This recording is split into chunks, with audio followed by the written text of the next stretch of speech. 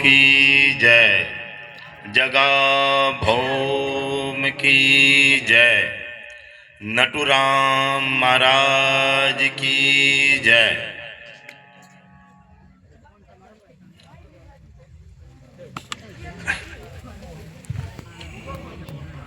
આજે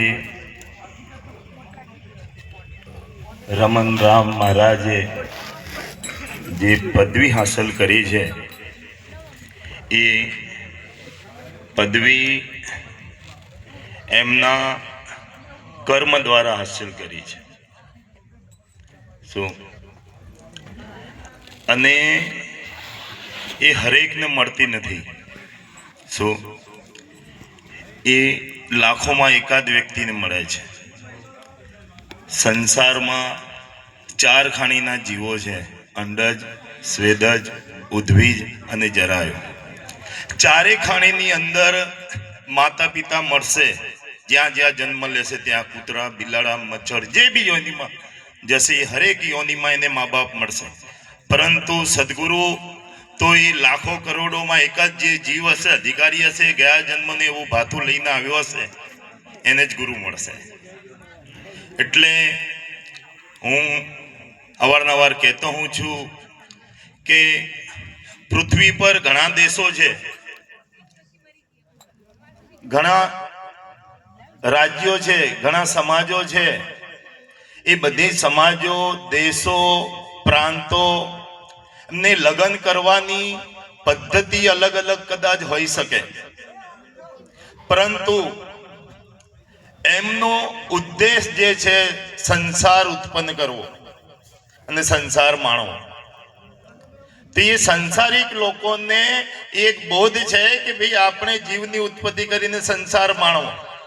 એવી રીતે ધર્મની અંદર જ્યારે આપણો જન્મ થાય છે, રમણભાઈનો આજે એક નવો જન્મ થયો કહેવાય શું, તો એ ધર્મમાં જે જન્મ થાય છે તો અનેક સંપ્રદાયની અંદર અલગ અલગ રીતો હોય છે। જેમ બાપાએ હમણાં વિધિ બતાવી એમની ચાદર વિધિની અંદર, તો એવી રીતે અનેક ધર્મની અંદર, અનેક સંપ્રદાયોની અંદર વિધિ અલગ અલગ હોય છે, પરંતુ ઉદ્દેશ જે છે શું ઉદ્દેશ, જેમ સંસારિક લોકોને જીવોની ઉત્પત્તિ કરીને સંસાર માણવો, એવી રીતે ધર્મની અંદર બી એનો ઉદ્દેશ હોવો જોઈએ કે પરમાત્માની પ્રાપ્તિ। પરમાત્માની પ્રાપ્તિ માટે આપણે ધર્મ ધારણ કર્યો છે। આજે સાચો ધર્મ કોને કેવો એ ઘણું બધું વિલંબના પેદા કરે છે કે ધર્મ કોને કેવો, બરાબર। આ જીવ અનાદિકાળથી માયાના આવરણમાં ફસાઈ ગયો છે। આ જીવને શિવમાં ભરવાનું છે, આ આત્માને પરમાત્મામાં ભરવાનું છે। વાસ્તવમાં ધર્મ એને કીધો છે કે આ જીવને શિવમાં ભરી જવું, આ આત્માને પરમાત્મામાં ભરી જવું, આ હુંપુદનું અસ્તિત્વ મટાવી દેવું, એને ધર્મ કીધો છે। હિન્દુ ધર્મની અંદર સારા 12 સંપ્રદાય બતાવ્યા છે। સારા 12 સંપ્રદાયની અંદર બી અલગ અલગ વાતો, અલગ અલગ રીતો બતાવેલી છે। એની અંદર બી 4 મૂળ વાત કીધી છે: જ્ઞાન માર્ગ, યોગ માર્ગ, ભક્તિ માર્ગ અને ચોથું સૂક્ષ્મ જે છે, આવી રીતે મહાપુરુષો હોય એને સમર્પિત થઈ જવું નિર્દોષપણાથી। ને એમાં બી 3 માર્ગ છે। નિષ્કામ ભાવથી હરેક જીવને ઊંચ નીચ જોયા વગર એને પ્રેમ કરવો નિર્દોષપણાથી, બરાબર। પછી આપણો અહમ શૂન્ય કરવો। જ્યાં સુધી અહમ શૂન્ય નહીં થાય ત્યાં સુધી નિજની પરખ થશે નહીં, ત્યાં સુધી ખાલી આપણે 52 અક્ષરની વાતો જ કરીશું।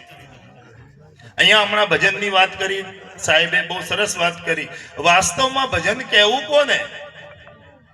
ગંગા સતી માં એક ગ્રામ્ય વિસ્તારમાં રહેતા ને આજે 500 વર્ષ પહેલા એને ભજનની ટીકમાર કરતી હતી ને 52 ભજન લખી દીધા।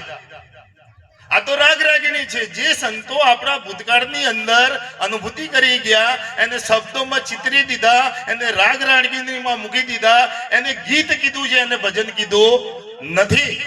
વાસ્તવમાં ભજન જે છે એ આપણી શ્વાસોશ્વાસની અંદર રમણ કરી રહેલું છે।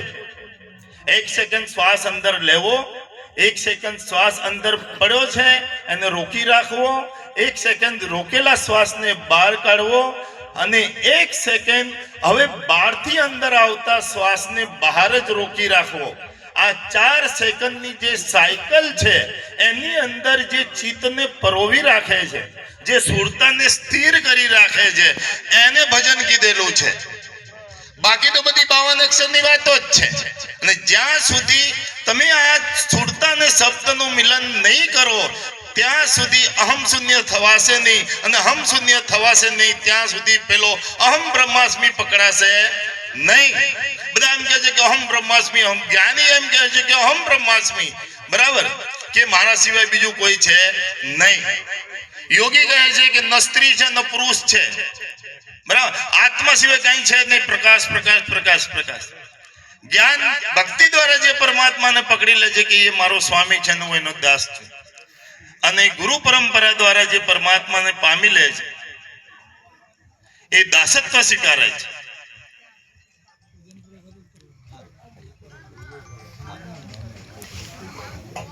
વસ્તુ છે એક યોગ જ છે, અને જે દ્વારા પરમાત્માને પકડી લે છે એને યોગી કહેવાય. પરંતુ આ 4 ને ઉભા રાખે છે જ્ઞાન માર્ગ, યોગ માર્ગ, ભક્તિ માર્ગ અને ગુરુને સમર્પણ માર્ગ.